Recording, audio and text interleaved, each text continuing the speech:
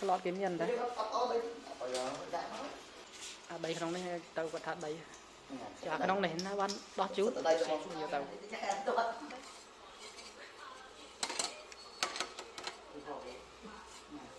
ba cái này ba cái này chơi con đấy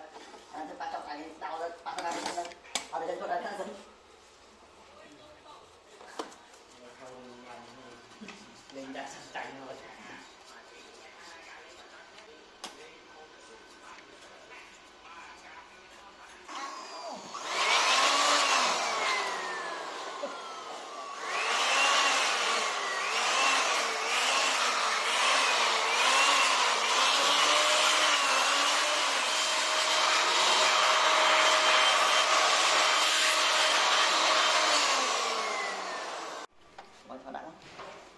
cái hai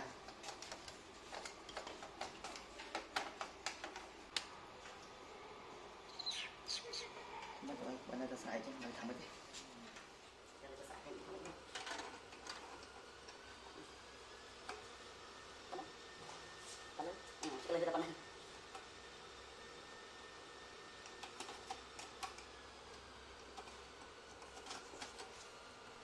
Bên nào chốt bên nào vậy?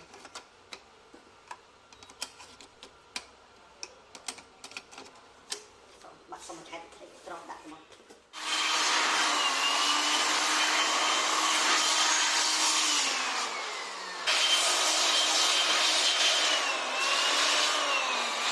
ôi chứ xí tổng cổ tiền ấy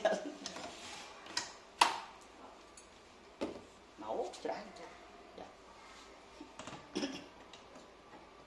đạo trái bên châu này đạo bên đây bên châu mày ở khăn này